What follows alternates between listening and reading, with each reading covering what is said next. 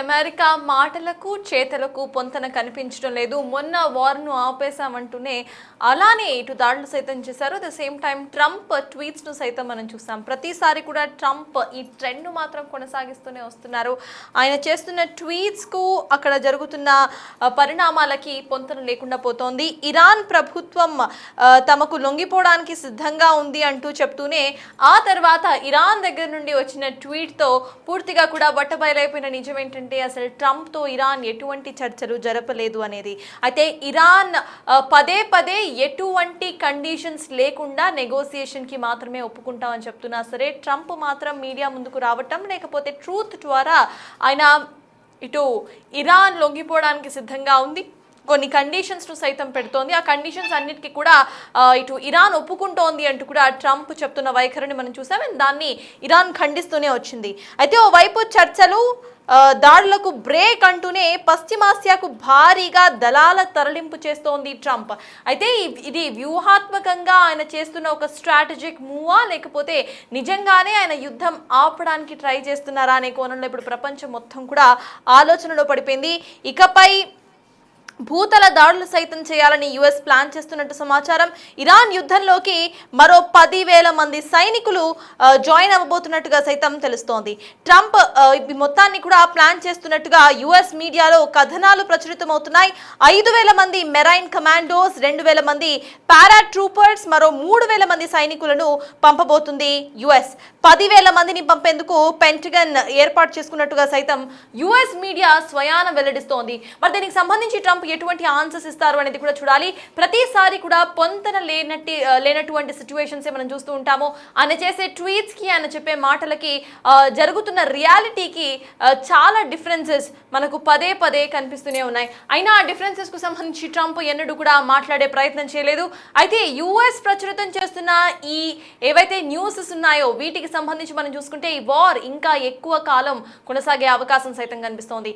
ఇప్పటికే పలు oil refineries పై ఇటు ట్రంప్ దాడులు చేశారు. ద సేమ్ టైమ్ ఇరాన్ సైతం గల్ఫ్ కంట్రీస్ లో ఉన్న ఆయిల్ రిఫైనరీస్ పై దాడి చేసింది.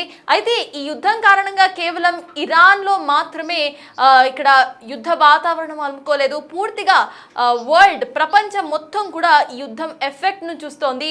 పెట్రోల్ ఫర్దర్ గా సైతం ఉండే అవకాశం ఉందా లేదా అనే కోణంలో సైతం ఇటు డౌట్స్ కొనసాగుతున్నాయి. సో ఎస్, అసలు ట్రంప్ ఏమన్నారు అనేది ఇప్పుడు ఒకసారి చూద్దాం. ఆయన క్లియర్ గా కూడా యుద్ధం ఆగిపోబోతోంది అంటూ సైతం కమెంట్స్ చేశారు ట్రూత్ లో.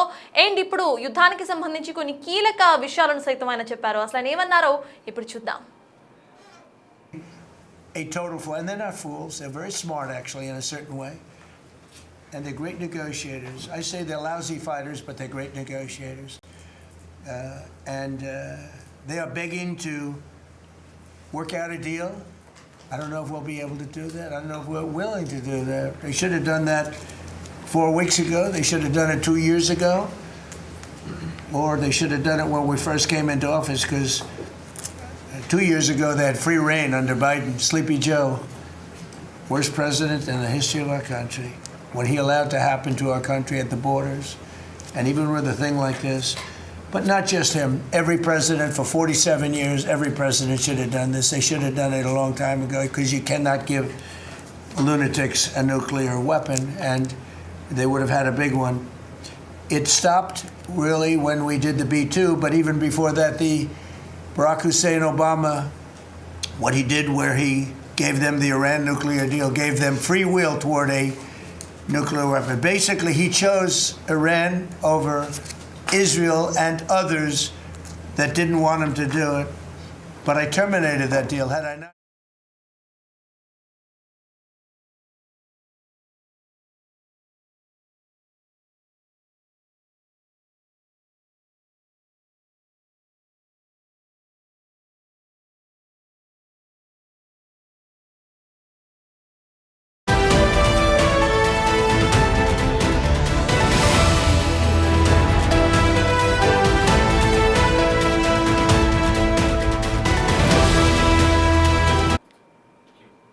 ఇసుక ఇదే అంశానికి సంబంధించిన పూర్తి డీటెయిల్స్ మా అసిస్టెంట్ ఎడిటర్ రామ్దాస్ అందించడానికి సిద్ధంగా ఉన్నారు. రామ్దాస్, చెప్పండి, అసలు అక్కడ వార్ సిచ్యువేషన్ ఏమై ఉంటుంది అనుకోవాలి? ఇది ఒక స్ట్రాటజిక్ మూవ్ అనుకోవాలా ట్రంప్ చెప్తున్నవి, లేకపోతే కావాలని ఆయన ఒక 10 రోజుల విరామం తీసుకున్నారనుకోవాలా? అప్డేట్స్ ఏంటి రామ్దాస్? డెఫినెట్లీ ట్రంప్ ఐడియాలజీ అంతా చాలా డిఫరెంట్ గా కనిపిస్తుంది. అంటే చాలా భిన్నంగా ఆలోచిస్తున్నారు, అదే రకంగా అడుగులు వేస్తున్నారు. శాంతి చర్చలు జరపడానికి వీలుగా ఇరాన్ ఇంధన రంగంపై దాడులను మరొక 10 రోజుల పాటు అంటే ఏప్రిల్ 6 వరకు నిలిపేసినట్లు డొనాల్డ్ ట్రంప్ ప్రకటించారు. నిన్నంతా కూడా క్యాబినెట్ మీట్ తర్వాత మాట్లాడారు. At the same time NATO alliance పై నిప్పులు చెరిగారు, వాళ్ళపై కూడా కలిసి రావట్లేదంటూ మండిపడ్డ పరిస్థితి. ఇప్పుడు ట్రంప్ టెహరాన్ తో శాంతి చర్చలకు సంబంధించి ఆలోచిస్తున్నప్పటికీ మరిన్ని ఆల్టర్నేటివ్స్ కూడా థింక్ చేస్తున్నారు. అట్ ద సేమ్ టైం అది ఒకవేళ ఫెయిల్ అవుతే కనుక ఎలా అటాక్ చేయాలనే దానిపైన ఎక్కువగా దృష్టి పెట్టినట్టుగా కనిపిస్తుంది. అంటే సేమ్ టైం అంటే 2 రకాలుగా ఆలోచిస్తున్నారు. అటు చర్చలకు వాళ్ళకు అవకాశం ఇస్తున్నామని చెప్తూనే ఇటువైపు దాడులకు సన్నాహాలు కూడా చేస్తున్నారు.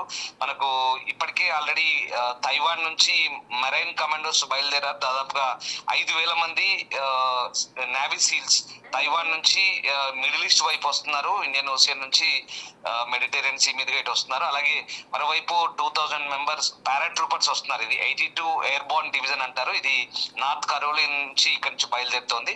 సో వీళ్ళంతా కూడా చాలా ఎక్స్పర్ట్స్ అన్నమాట. ఎట్లా అంటే ఏ ప్రాంతాన్నైనా ప్రపంచంలో ఏ సుదీర్ఘమైనటువంటి దూరంలో ఉన్న ఏ ప్రాంతాన్నైనా 18 గంటల్లో చేరుకొని ఆ ప్రాంతాన్ని ఆక్రమించుకొని దాడులు చేసేంత షార్ప్ నైపుణ్యం ఉంది వీళ్ళకి. సో ఇలాంటి వాళ్ళందరినీ కూడా దింపుతున్నారు. వీళ్ళు పారాచూట్ల ద్వారా దిగుతారు, ఆ ప్రాంతాన్ని ఆక్రమించుకుంటారు. సో ఇదంతా ఆయన టార్గెట్ ఏంటంటే కర్గ్ ద్వీపం, కర్గ్ ఐస్లాండ్ ను, ఎందుకంటే అక్కడ పెద్ద ఎత్తున ఆయిల్ రిఫైనరీలు డిపోస్ ఉన్నాయి, దాన్ని ఆక్యుపై చేసుకోవాలి. At the same time Hormuz straight ఏదైతే ఉందో దాన్ని రీఓపెన్ చేయించాలి.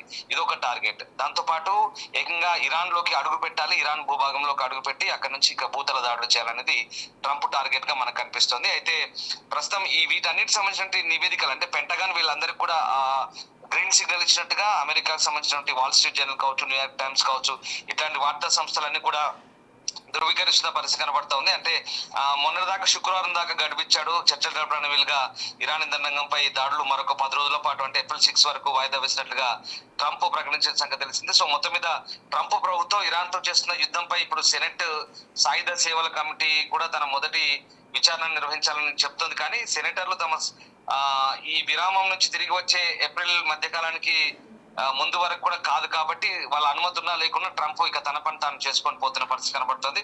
సో మొత్తం మీద ఇక్కడ సిచ్యువేషన్ ఏంటంటే చాలా భిన్నంగా కనిపిస్తుంది. ట్రంప్ అట్లాగే ఇజ్రాయెల్ ఎవరి పని వాళ్ళు చేసుకొని పోతున్నారు. ఇజ్రాయెల్ అయితే భీకరంగా దాడులు చేస్తుంది. ఒక రకంగా టెహరాన్ తో పాటు షిరాజ్ అనే నగరం, మరొక రఫా అనే నగరంపై భీకర దాడులు చేస్తుంది. అక్కడ చాలా మంది దాడులకు బలవుతున్న పరిస్థితి కనబడుతుంది. దాంతో పాటు భారీగా ప్రాణ నష్టం కూడా జరుగుతున్న పరిస్థితి కనబడుతుంది. At the same time Lebanon పై విరుచుపడుతున్నారు. అంతేకాదు లెబనాన్ లోని సదరన్ పార్ట్ ని అయితే ఏకంగా 30 కిలోమీటర్లు ఇజ్రాయెల్ స్వాధీనం చేసుకుంది. ఇక దాని అంతా కూడా బఫర్ జోన్ గా ప్రకటించుకుంది. ఆ ప్రాంతంలో హెజ్బుల్లాని ఎరువేసేదాకా అదంతా వాళ్ళ ఆధీనంలో ఉందంటూ అనౌన్స్ చేసుకుంటున్న పరిస్థితి. ఇదంతా చూస్తుంటే నిన్న అలీ రెజా తంగ్సరిని మట్టు పెట్టారు, ఎలిమినేట్ చేశారు. సో ఆయన ఎవరంటే ఈ హెర్మూజ్ స్ట్రైట్ ని ఇన్ని రోజుల పాటు ఆపింది అతనే. సో అతన్ని ఎలిమినేట్ చేయడం ద్వారా ఒక రకంగా బిగ్ సక్సెస్ అని వాళ్ళు భావిస్తున్నారు అమెరికన్స్. సో ఇదంతా కూడా యుఎస్ సెంట్రల్ కమాండ్ కి చాలా క్లియర్ గా ఆదేశాలు ఉన్నాయి. ఎప్పటికప్పుడు ఓవైపు అటు గెరార్ ఆర్ఫోర్డ్ నౌక ఉంది, మరోవైపు అబ్రహం లింకన్ ఉంది, మరోవైపు యుఎస్ఎస్ ట్రిపోలి ఉంది. సో ఈ 3 నౌకలు ఇటు మెడిటేరియన్ సీ నుంచి అలాగే గల్ఫ్ ఆఫ్ పర్షియా ఇటువైపు ప్రయాణం చేస్తున్నాయి. అంటే యుద్ధం ఎటువైపు దారితీస్తుందో ఇంకా తెలియని పరిస్థితి. ఓవైపు పాకిస్తాన్ మీడియేషన్ ద్వారా చర్చలు జరుగుతాయని చెప్తున్నప్పటికీ కూడా అది ఇక్కడంతా కూడా it's an fragile diplomatic circuit కనిపిస్తుంది. ఎందుకంటే అదంతా చాలా సున్నితంగా ఉంది, ఎక్కడ స్ట్రాంగ్ గా లేదా డిప్లొమాటిక్ సిస్టమ్ అంతా కూడా.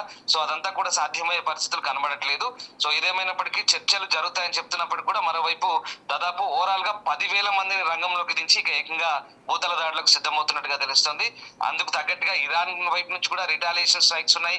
యుఎస్ బేసెస్ పై కూడా దాడులు చేస్తున్నారు, భీకరంగా ఇజ్రాయెల్ పై దాడి చేస్తున్నారు.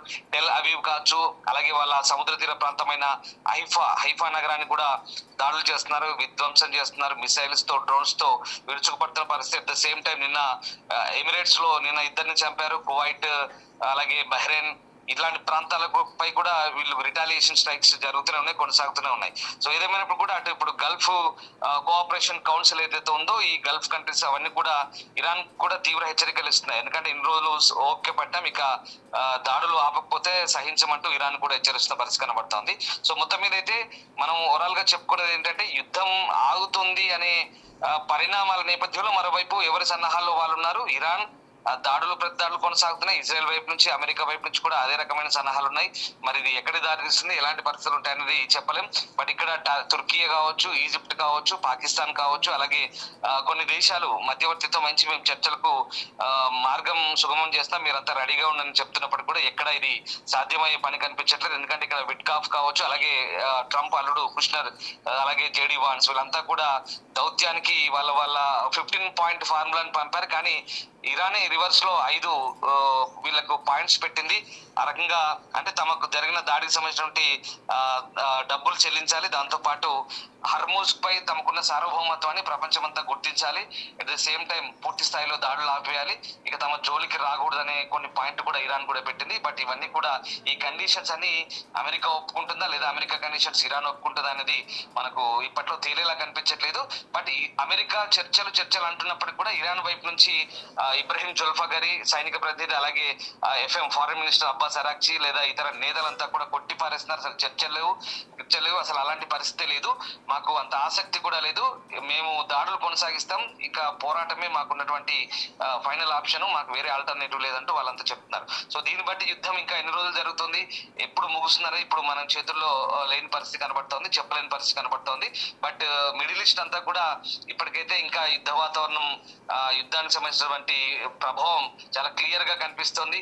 హర్మూజ్ స్ట్రైట్ కనుక ప్రధాన ఇక్కడ మనకు కేంద్రంగా కనిపిస్తుంది. ఓవైపు అటు దాడులు, ఇటు హర్మూజ్ వైపు నుంచి మరొకటి బాబ్ అల్ మండేబ్ అని ఇంకొక స్ట్రైట్ ఉంది, ఇటువైపు అది రెడ్ సీ వైపు ఉంటుంది, సూయేజ్ కాల్వా. సో దాన్ని కూడా ఒకవేళ వీళ్ళ కారు ద్వీపం మీద దాడి చేస్తే దాన్ని కూడా వీళ్ళు మళ్ళీ బ్లాక్ చేస్తామంటున్నారు. కానీ ఇక్కడ అది బ్లాక్ చేసడానికి వీళ్ళు చూస్తూ ఊరుకోరు, ఎందుకంటే అక్కడ దాదాపు బ్రిటన్ ఎంటర్ అవుతుంది, అక్కడ యుఏ ఎంటర్ అవుతుంది, సౌదీ ఎంటర్ అవుతుంది, ఇరాన్ కు వ్యతిరేకంగా ఫ్రాన్స్ ఎంటర్ అవుతుంది, జర్మనీ ఎంటర్ అవుతుంది. సో అక్కడ నుంచి కూడా 12% రవాణా ఉంటుంది. కాబట్టి ఒకవేళ అది బ్లాక్ చేస్తే కనుక ఇక తీవ్రమైన ఇబ్బందులు ఉంటాయి.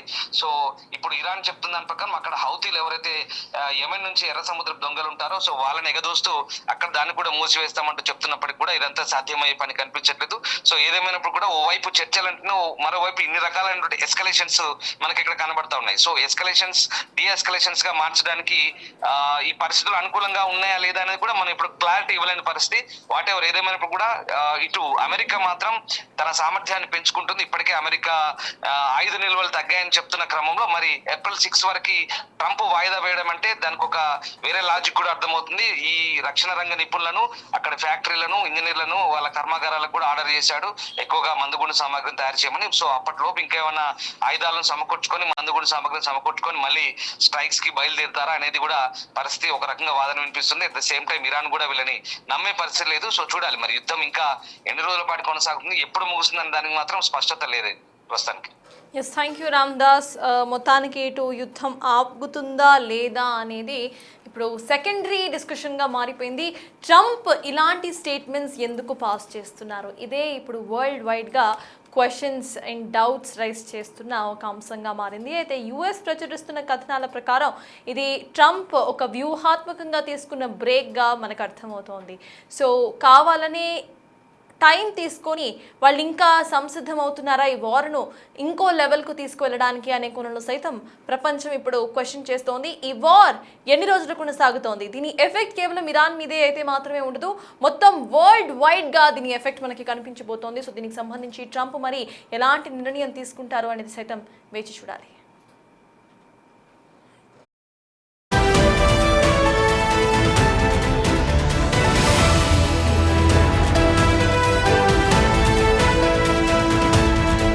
Total flight. They're not fools. They're very smart, actually, in a certain way.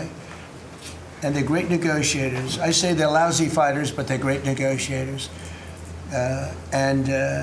They are begging to work out a deal. I don't know if we'll be able to do that. I don't know if we're willing to do that. They should have done that 4 weeks ago. They should have done it 2 years ago. Or they should have done it when we first came into office, because 2 years ago, they had free reign under Biden. Sleepy Joe, worst president in the history of our country. What he allowed to happen to our country at the borders, and even with a thing like this.